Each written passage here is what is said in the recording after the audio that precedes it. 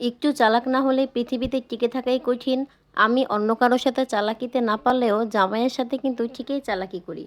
আমরা দুজনে একটা গেম খেলি, আমি হেরে যাই, সে জিতে যায়। কথা ছিল যে হেরে যাবে সে অন্যজনকে ট্রিট দিবে। তো শর্ত অনুযায়ী আমার ট্রিট দেওয়ার কথা তাকে। কিন্তু আমার তো টাকা খরচ করতে একদমই ভালো লাগে না। কিছুই করার নেই, তাকে খাওয়াতেই হবে, সেও ছেড়ে দিবে না।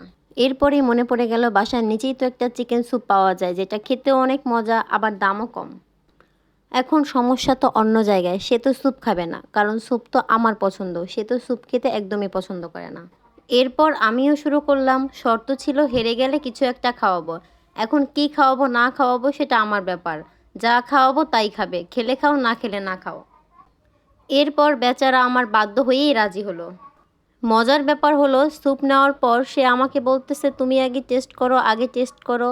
আমিই আগে টেস্ট করি, আবার শেষও কিন্তু আমিই করি। মাঝে সে শুধু 2-3 বার একটু মুখে দিয়েছিল। মাত্র 35 টাকার এই চিকেন স্যুপটা কিন্তু খেতে অনেক মজার, এটা আমি মাঝে মাঝেই খাই। আজকেও স্যুপের বেশিরভাগ কিন্তু আমিই শেষ করেছি, কিন্তু তাও শান্তি পাচ্ছি না। বিলটা যে আমাকে দিতে হয়েছে, এই 35 টাকার মায়া আমি ছাড়তে পারছি না। এইসব গেম আমি আর জীবনও খেলবো না, আমার 35 টাকাই গচ্ছা গেল।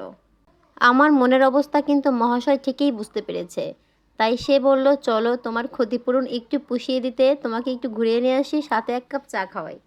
এইভাবে মন বুঝতে পারে বলেই সে আমার মনের মতো মানুষ। আল্লাহর কাছে হাজার হাজার শুকরিয়া, এমন একজন মানুষকে আমি আমার জীবনে পেয়েছি। আলহামদুলিল্লাহ। আমাদের জন্য সবাই দোয়া করবেন, আমরা যাতে এভাবে সারা জীবন কাটিয়ে দিতে পারি।